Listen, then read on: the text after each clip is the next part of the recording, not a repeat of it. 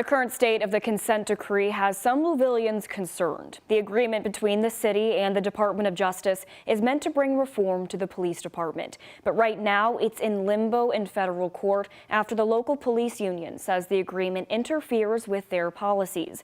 WHAS 11 Night Team's Clarice Shaley and photojournalist Aspen Hester sat in on a discussion panel tonight about the consent decree at Routes 101. And Clarice, what were some of the concerns addressed tonight?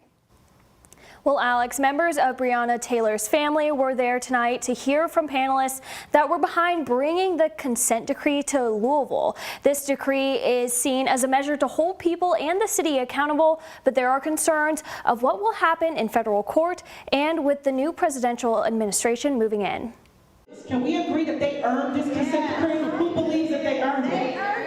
Louisville's consent decree, a federal document outlining reforms for the police department, is a hot topic of conversation at a panel held at Routes 101. It's very important to me that we have a discussion about what's going on in our city as far as policing goes. Most of the conversation centered around concerns. I understand saying, Judge, this agreement violates our contract. So your contract means you get to violate our civil rights. The consent decree is currently in federal court after the police union, River City Fraternal Order of Police, claimed it interferes with their policies. They've said they should have been a part of the negotiation process. In court Monday, the judge asked the Department of Justice if there is a, quote, less intrusive manner of resolving the dispute, end quote. That's when WHAS 11 spoke with the Heritage Foundation, who is against the implementation of the consent decree. We're very pleased that the judge's questioning tracks very closely with our legal arguments. We expect that this thing will get tossed.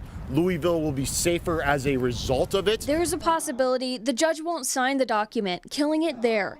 And with President-elect Donald Trump taking office soon, it may not be enforced. You know, that's been a top worry of ours, but at the end of the day, we're not going to let that deter us from our mission. We intend to be right there, you know, full force and just keeping the fire lit, you know, especially for my niece, Breonna Taylor. Regardless, people want change, even pointing to the next step of boycotts and protests. No one likes these repressive policies, and so it's got to change. And I can tell the young people are not going to stand for it. Now, while we wait on the decision of the federal judge, panelists reminded people to put in their proposals for the independent monitor who will oversee the decree carried out in the city. I did reach out to the FOP for a comment and have not heard back. Live in studio, Clarice Shaley, WHAS 11 Night Team, on your side.